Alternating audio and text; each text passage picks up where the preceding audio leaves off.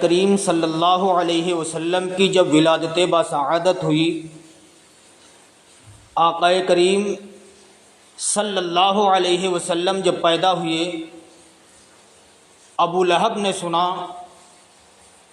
آقا کریم صلی اللہ علیہ وسلم کی ولادت ہوئی ہے۔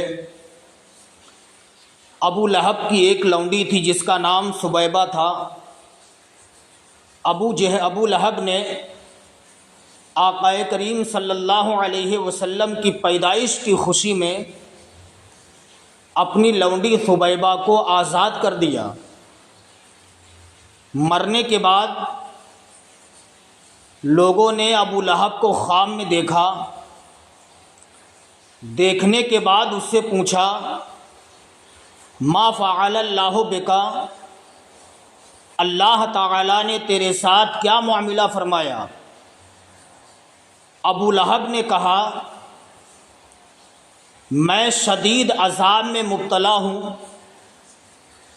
آگ کے شعلوں میں جل رہا ہوں، لیکن جب پیر کا دن آتا ہے، سوموار کا دن آتا ہے، تو میرے عذاب میں تخفیف کر دی جاتی ہے، مجھ سے کچھ عذاب کم کر دیا جاتا ہے۔ پوچھا گیا ایسا کیوں؟ ابو لہب نے کہا، اس لیے کہ جب محمد پیدا ہوئے تھے، میں نے ان کی پیدائش کی خوشی میں اپنی لونڈی سبیبہ نامی کو آزاد کر دیا تھا۔ سرکار کی پیدائش کی خوشی میں نے سبیبہ کو آزاد کر دیا تھا، اس لیے جب پیر کا دن آتا ہے مجھ سے عذاب اٹھا لیا جاتا ہے۔ سنی اسلامی بھائیوں، ذرا آپ اندازہ لگائیں، ابو لہب جیسا کٹر جہنم میں جانے کا حقدار، شدید عذاب میں مبتلا ہونے والا، اگر نبی کی پیدائش کی خوشی میں، نبی کی آمد کی خوشی میں اگر اپنی لونڈی کو آزاد کر دے تو اللہ رب العزت اس کے عذاب میں تخفیف فرما دیتا ہے۔ ہم اور آپ اگر نبی کی آمد کی خوشی میں گھروں کو سجائیں گے، گلیوں کو سجائیں گے، مصطفیٰ کی آمد کی خوشی میں ایک دوسرے کو مبارکبادیاں دیں گے، نبی کے نام پر خرچ کریں گے، تو اللہ تعالی ہمارے عذاب میں تخفیف کیوں نہیں فرمائے گا؟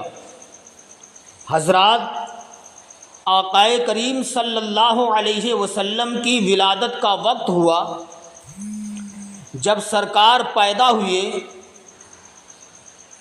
حضرت آمینہ خاتون فرماتی ہیں، جب میرے لخت جگر نور نظر کی ولادت کا وقت قریب ہوا، میرے پاس حضرت جبریل امین آئے، ان کے ہاتھ میں ایک پیالہ تھا، اس پیالے میں شربت تھا جو شہد سے زیادہ میٹھا تھا، مشک سے زیادہ خوشبودار تھا، دودھ سے زیادہ سفید تھا۔ حضرت آمینہ خاتون فرماتی ہیں، مجھ سے جبریل امین نے کہا پیو، آپ فرماتی ہیں میں نے پیا۔ کہا اور پیو، آپ فرماتی میں نے اور پیا۔ کہا اور پیو، آپ فرماتی میں نے اور پیا۔ حضرت جبریل امین نے آواز دی، اظہر یا سید المرسلین، اظہر یا خاتم النبیین، اظہر یا رسول اللہ، فظہر صلی اللہ علیہ وسلم کالبدر المنیر، الصلاۃ والسلام علیک یا رسول اللہ، الصلاۃ والسلام علیک یا حبیب اللہ۔ حضرت جبریل امین کے ان الفاظوں کا مطلب یہ تھا کہ یا رسول اللہ، اب تشریف فرما ہو بھی جائیے۔ یا رسول اللہ اب آ بھی جائیے، چراغے طور جلاؤ بڑا اندھیرا ہے، نقاب رخ سے اٹھاؤ بڑا اندھیرا ہے۔ نزہۃ المجالس کی حدیث پاک ہے، صفحہ نمبر 98، صفحہ نمبر 98 پر یہ روایت موجود ہے۔ حضرت عبد المطلب فرماتے ہیں، انا اطوف بالکعبۃ تلکا لیلہ، کہ میں رسول اللہ صلی اللہ علیہ وسلم کی پیدائش کی رات خانہ کعبہ کا طواف کر رہا تھا، میں نے دیکھا کعبہ آمنہ کے گھر کی طرف جھک گیا۔ کعبے کے اندر جو حبل نامی بڑا بت تھا، اس کے اندر سے آواز آئی، الا وقد ولد النبی آخر الزمان، خبردار آخری نبی پیدا ہو گیا ہے، وَنَوَّرَ نُورُهُ إِلَى الْمَشْرِقِ وَالْمَغْرِبِ، اسی کا نور مشرق اور مغرب تک پھیل گیا ہے۔ حضرت عبد المطلب فرماتے ہیں، جب میں نے یہ ایمان افروز الفاظ سنے، میں سن کر کے فوراً آمنہ کے گھر کی طرف روانہ ہوا۔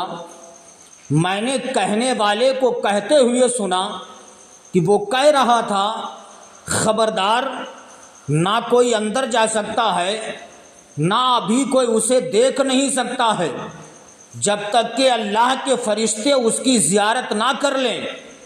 ندا آئی دریچے کھول دو ایوان قدرت کے، ندا آئی دریچے کھول دو ایوان قدرت کے، نظارے خود کرے گی آج قدرت شان قدرت کی۔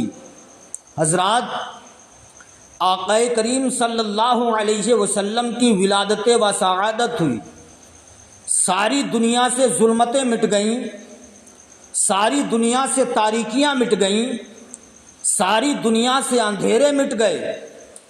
آقا کریم صلی اللہ علیہ وسلم کی پیدائش سے پہلے کا دنیا کا یہ حال تھا، اگر کسی کے گھر لڑکی کا جنم ہوتا تو اسے قتل کر دیا جاتا تھا، زندہ قبر میں دفن کر دیا جاتا تھا۔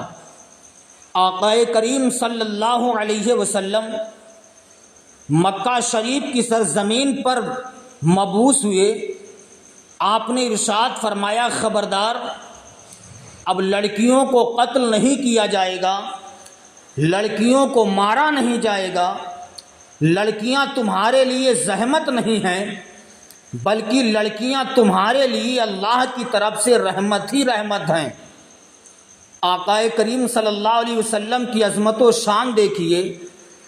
اس وقت جب آقا کریم صلی اللہ علیہ وسلم پیدا ہوئے تھے، شرفائے عرب کا یہ دستور تھا، وہ اپنے بچوں کو دیہات میں بھیج دیا کرتے تھے۔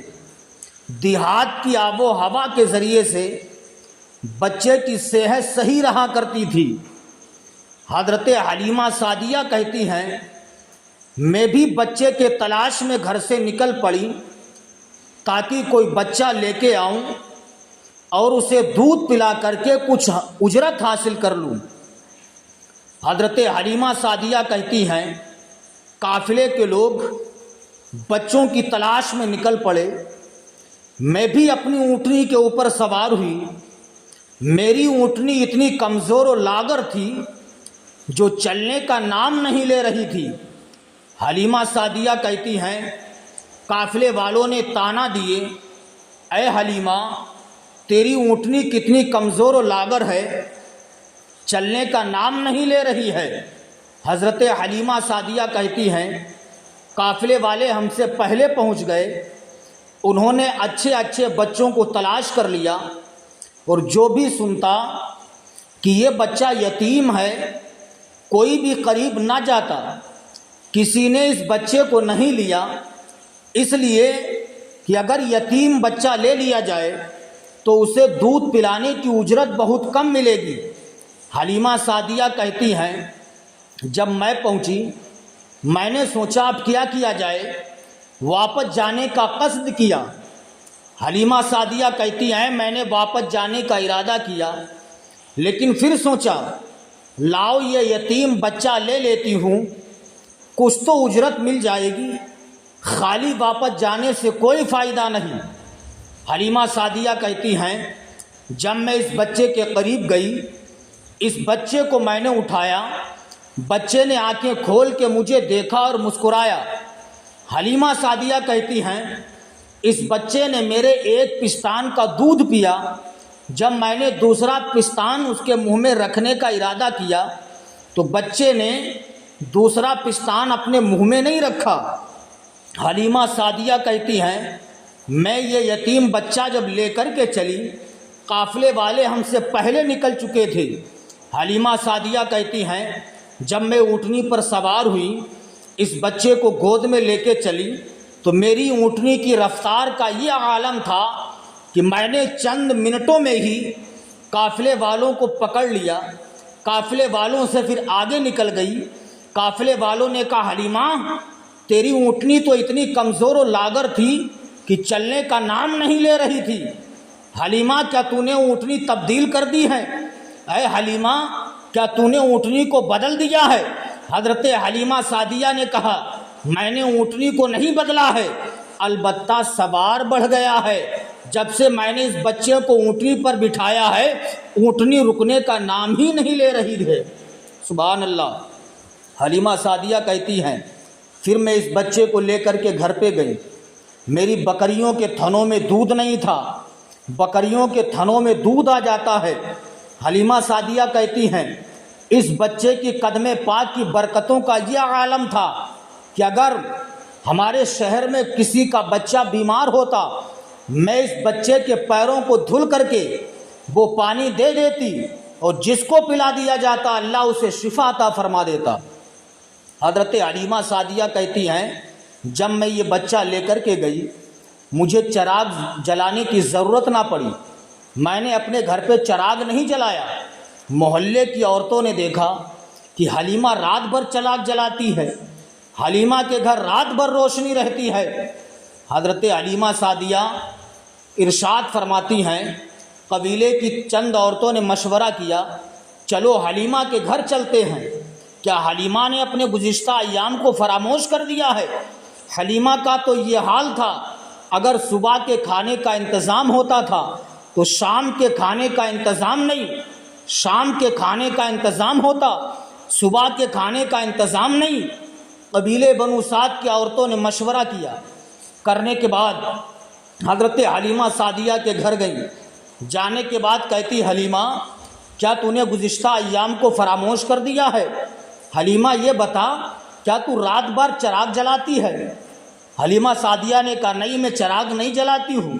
قبیلے کی عورتوں نے کہا چولہا جلاتی ہے؟ حلیمہ سعدیہ نے کہا چولہا بھی نہیں جلاتی ہوں۔ قبیلے کی عورتوں نے کہا پھر روشنی کیسی ہے؟ حلیمہ سعدیہ نے کہا نہ میں چراغ جلاتی ہوں نہ میں چولہا جلاتی ہوں، اگر تمہیں شک ہے تو گھر کا کونا چھان کے دیکھ لو۔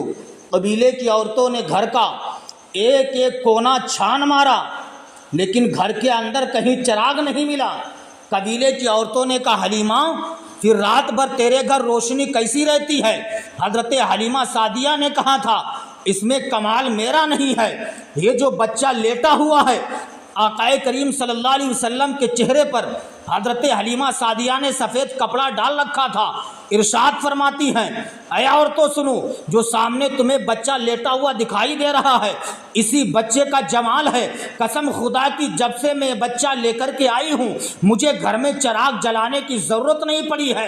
عورتوں نے اتنا دیکھا، دیکھنے کے بعد سرکار کے قریب جاتی ہیں، سرکار کے چہرے مبارک سے وہ پردہ ہٹاتی ہیں، کپڑے کو ہٹایا کیا دیکھتی ہیں؟ آقا کریم صلی اللہ علیہ وسلم کے چہرے مبارک میں چاند و سورج تیرتے ہوئے دکھائی دے رہے ہیں، سرکار کے چہرے میں چاند و سورج تیرتے ہوئے دکھائی دے رہے ہیں۔ قبیلے کی عورتوں نے کہا تھا حلیمہ تو نے اتنا برکتوں والا بچہ پایا ہے کہ جس کے چہرے میں چاند و سورج تیرتے ہوئے دکھائی دے رہے ہیں۔ حلیمہ سن لے، جسے محمد مل گئے ہیں اسے ساری کائنات مل گئی ہے۔